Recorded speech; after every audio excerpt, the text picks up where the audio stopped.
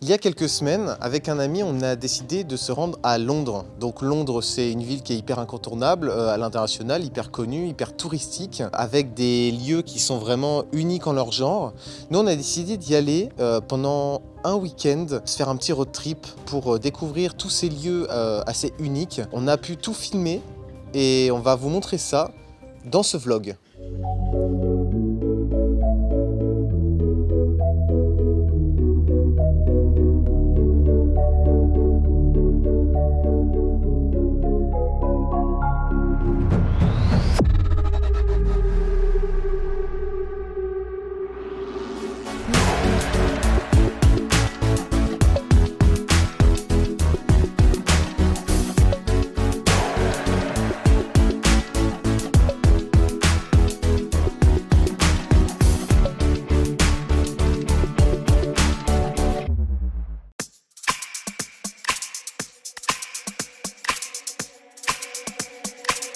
Stop!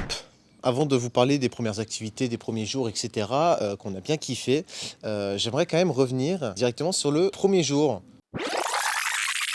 où on est arrivé. Donc c'était en fait on devait partir pour arriver le soir là-bas. On a pris l'avion, tout s'est bien passé. Mais ça fait une petite anecdote marrante à raconter. On a eu un problème de navette dès le début en fait. On devait prendre une navette qui nous amènerait donc de l'aéroport à notre hôtel. On s'est trompé de jour dans la réservation, ce qui fait que on n'a pas pu prendre la navette. On a dû prendre un Uber. Il y a un mec qui est venu nous aborder en nous demandant si c'était nous qu'il devait prendre en fait. On lui a dit gentiment que no, it's not us en fait. Le mec a insisté pour nous prendre. J'ai trouvé ça très marrant. Le mec commençait à nous prendre pour ses potes. Il disait yeah yeah my friend, come in, histoire de nous emmener dans un bourbier. Moi ça me fait rire parce qu'en vrai il s'est rien passé, mais en vrai on aurait pu être naïf et juste se faire kidnapper littéralement. Ça au final on est arrivé dans l'hôtel. L'hôtel était, il était hyper cosy, hyper sympa.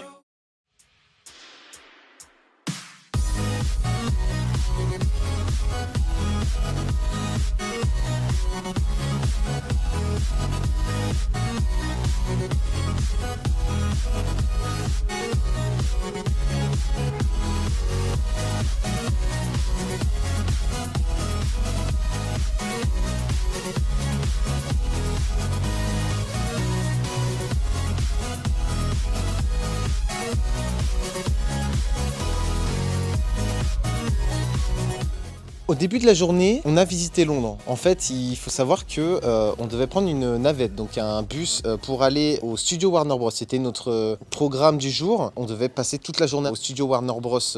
Là où ils ont fait, Harry Potter, tous les décors, tous les costumes, etc. Vu que le bus se trouvait à peu près environ 1h10 de notre hôtel, on a décidé de faire la marche à pied jusqu'au bus. On a donc découvert dans un premier temps le Buckingham Palace, résidence officielle du monarque britannique. C'est là qu'on couronne en fait la reine ou le roi qui va du coup siéger le trône d'Angleterre. On a été bluffé par la beauté de l'endroit en fait. Tout est en or, la lanterne est en or, la statue qui est genre à l'extérieur est en or. Le bâtiment il est énorme, il y a 775 pièces, genre 188 chambres, 92 bureaux, 78 salles de bain, 52 suites royales et chambres d'hôtes et 19 salons d'apparat. Je pense en effet qu'il ne manque de rien en vrai. C'est une fois arrivé qu'on a pu prendre le bus pour se rendre au studio Warner Bros. Où ils ont donc filmé la plupart des décors de Harry Potter, les costumes, tout est mis en œuvre en fait, vous le verrez par la suite. Ok, on se retrouve donc au studio Warner Bros. Donc on va voir le making of de Harry Potter. C'est parti.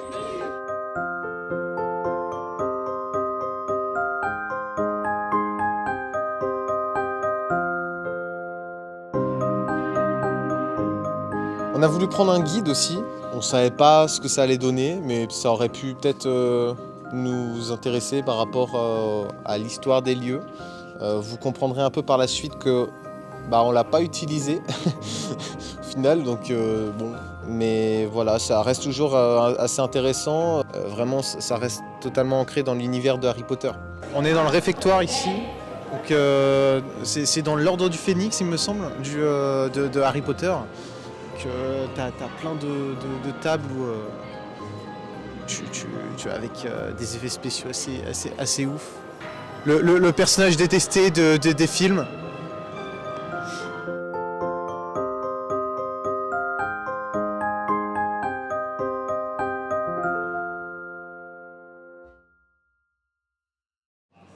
Donc là on se trouve dans l'endroit où il y a genre plein de décors tout autour qu'ils ont utilisés pour les films. Donc là la salle des potions. Là t'as même les costumes qu'ils ont utilisés.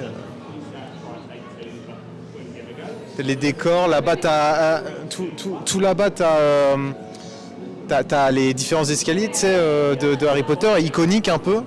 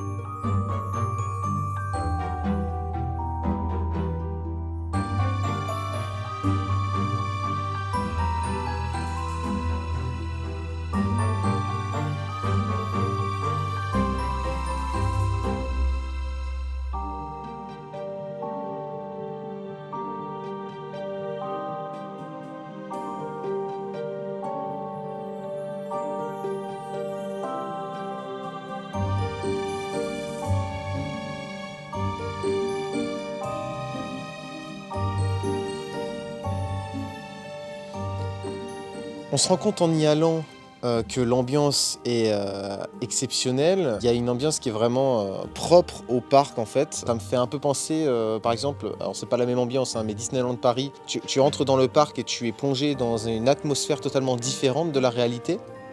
On a pu se rendre dans la forêt de Harry Potter avec des monstres qu'ils ont mis en scène, le griffon qui bouge littéralement, les araignées, il y a des petites animations, le décor est sublime, genre t'as l'impression d'être vraiment dans la forêt quoi, c'est vraiment exceptionnel et l'ambiance change radicalement de tout ce qu'on a vu avant en fait. Tu plonges dans une ambiance vraiment dark.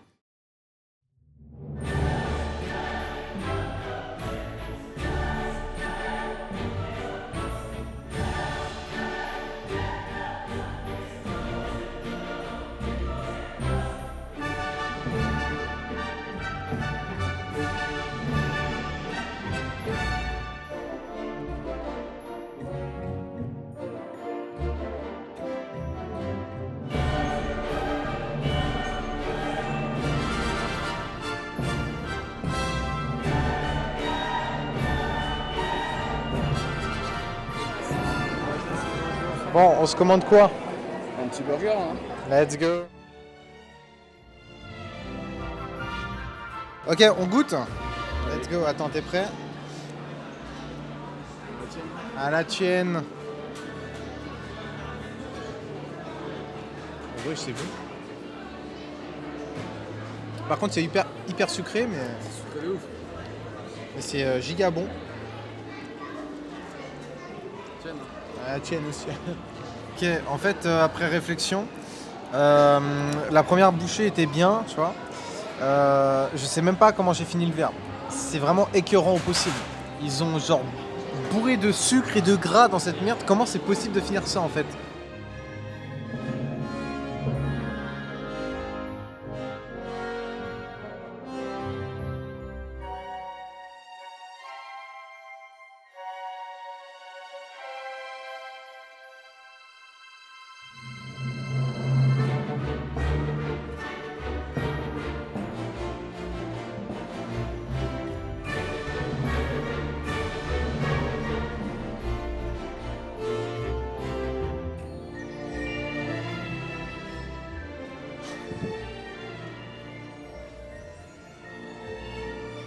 Genre ça c'est dans le film ça.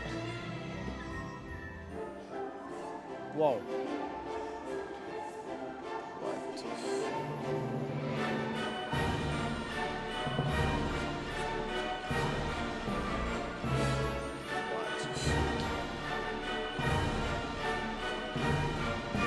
On a pu se rendre aussi dans la banque des films avec vraiment les accessoires qui vont avec.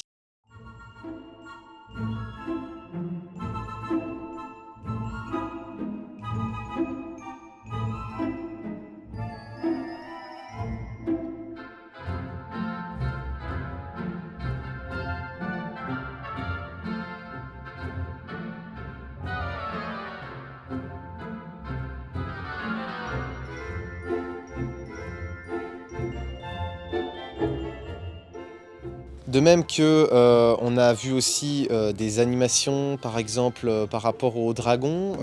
Allons-y.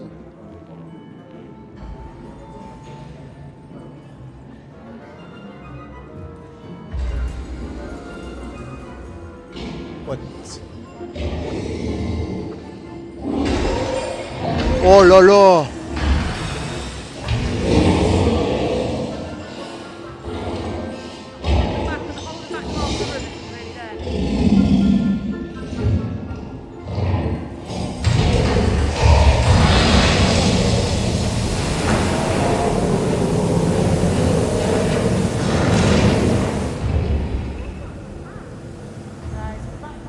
Ce qui est peut-être un de mes lieux préférés dans ce studio, pas peut-être le deuxième meilleur je trouve, c'est l'endroit des magasins. Attends.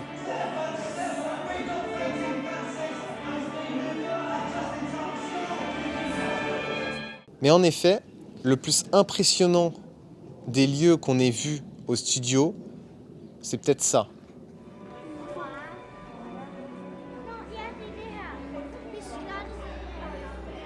C'est incroyable, hein?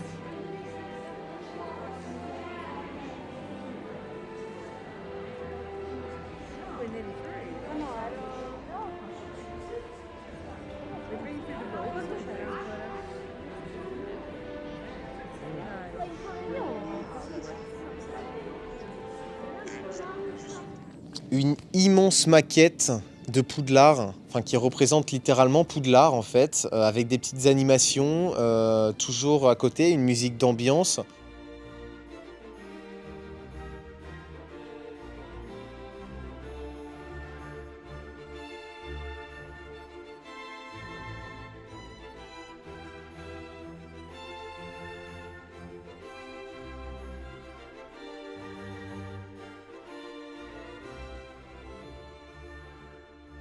En fait, tu es comblé de magie, genre c'est incroyable.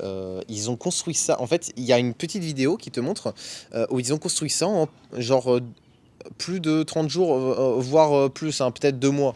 Ce que je peux retenir de ce lieu, c'est que on a une ambiance qui est incroyable. T'es plongé directement dans un univers totalement magique.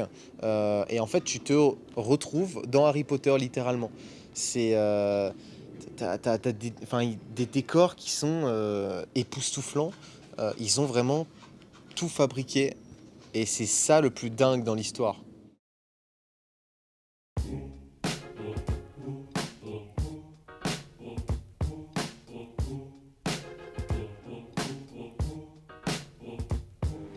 Donc là, on va prendre le métro. Donc là, on vient de se rendre compte, 31 balles pour 2 putains de cartes de métro. Qui vont, ça se trouve, faire que un aller et un retour. Même pas que un aller pour 2 personnes. Voilà. Parce qu'en fait, frais de carte, 10 putains de livres. Attends, on voit pas. 10 putains de livres.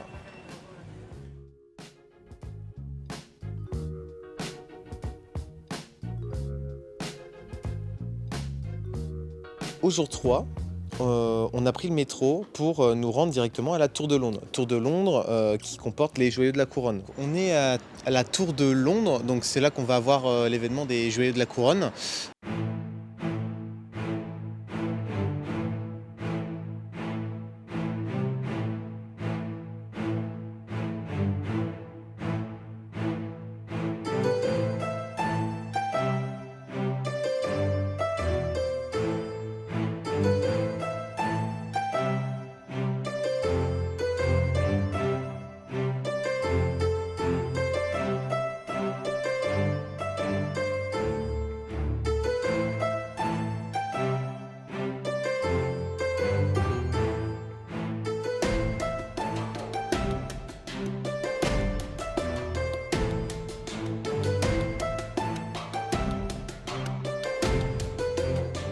On est entré dans la Tour de Londres et on a radicalement changé d'époque. On a pu trouver un musée qui nous plongeait dans une époque plus ancienne avec des tenues militaires, des armes, aussi des statues de personnes qui ont marqué le pays, des what the fuck. Pourquoi il y a la tête du H? On est aussi entré dans une autre sorte de musée qui nous plongeait dans une époque encore plus ancienne. Vraiment, on a vu des tenues de chevalier, des sceptres, des armes de chevalier, des figurines. La cuillère en or qui est utilisée lors du couronnement au moment de la cérémonie de l'onction. On a vu énormément d'équipements liés à l'époque du Moyen-Âge. C'était hyper intéressant à voir.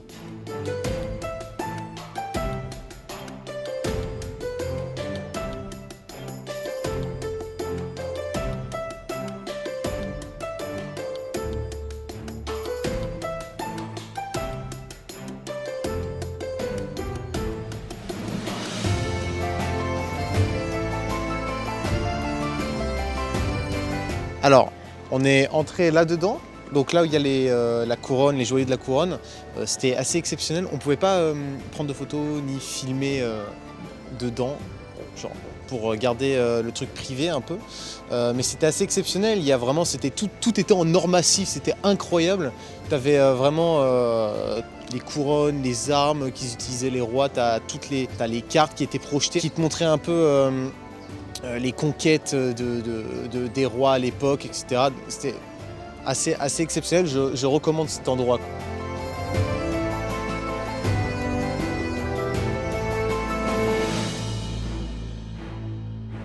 Par la suite, il nous restait encore un petit peu de temps. On est allé visiter un petit peu les alentours de la Tour de Londres. Je crois qu'on va monter dans le Tower Bridge.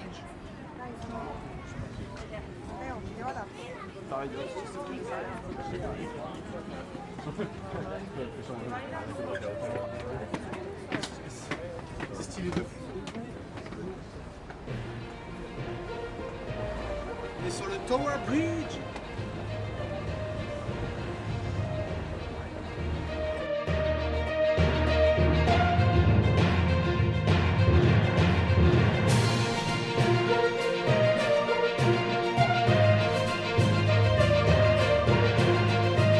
Le Tower Bridge est un monument iconique à Londres. Il a été inauguré en 1894 pour relier les deux rives de la Tamise. Le Tower Bridge est très connu à l'international. À Londres, il est iconique puisqu'il a un style aussi qui est très particulier, très unique, se rapprochant du style du néo-gothique. Alors, je crois, je suis pas sûr parce qu'on n'a pas payé en fait, que si tu payes un ticket en gros, un billet, tu peux aller tout en haut. Donc tu peux voir vraiment, putain ça bouge le fou. Tu peux vraiment voir panorama de la ville, quoi. C'est incroyable et c'est hyper stylé. Je pense que même tu peux aller à l'intérieur. Je suis pas sûr, je suis pas allé dedans. Mais c'est super stylé. Hein. Hello. Du coup, on est allé dans un resto vietnamien, donc il faut la cuisine vietnamienne. Je vous montre le résultat, quoi.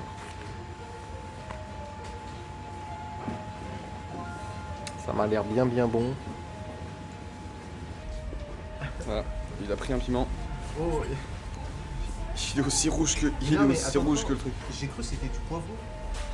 Bah oui, mais c'est un piment. Je suis en train de mourir de l'intérieur. Il a confondu un poivron avec un piment. Mais gros. Et du coup, il est en train de suffoquer. Il est aussi rouge que la pancarte derrière. Par la suite, on s'est retrouvé à Whitechapel, donc un lieu assez connu. C'est une banlieue à Londres qui est assez pauvre en tant que telle. À une époque, il a été le lieu le plus pauvre de Londres pendant l'époque victorienne. C'est aussi à ce moment-là qu'un personnage nommé Jack l'Éventreur a commis des crimes atroces et en narguant les autorités. C'est aussi à cause de lui que les gens connaissent Whitechapel surtout parce que ça a vraiment été un traumatisme à Londres et on n'a jamais découvert la vraie identité du tueur. Au final, ce que je peux retenir de ce séjour, je recommande aux gens de faire un petit week-end à Londres. C'est incroyable le nombre de choses que tu peux visiter. Petit bémol, les prix, faut aller se faire foutre un peu. Un petit paquet de chips, faut compter 4 livres. qui vont, ça se trouve, faire que un aller et un retour. Même pas que un aller pour 2 personnes. Voilà. Parce qu'en fait, frais de carte, 10 putains de livres. Attends, on voit pas. 10 putains de livres. Ils ont cru on était riches en fait. Non mais 10 livres... 10 livres. Ils ont cru on était liés. En effet, gérez bien votre budget. Londres, c'est une ville qui est dans le classement des villes les plus chères d'Europe, voire du monde. Une des principales causes qui font de Londres une des villes les plus chères d'Europe, voire du monde, c'est la sortie du Royaume-Uni de l'Union européenne. En effet, à ce moment-là, déjà que c'était assez cher à l'époque déjà, mais à ce moment-là, les prix, ils ont grimpé en flèche. Et donc pour les touristes européens, c'est très très cher. Et je vous parle pas des touristes du monde entier en fait. Parce qu'il y a des endroits dans le monde où c'est encore plus un calvaire avec la monnaie de leur pays de visiter Londres, de s'acheter des choses en fait. On vous dit à la prochaine pour un prochain vlog.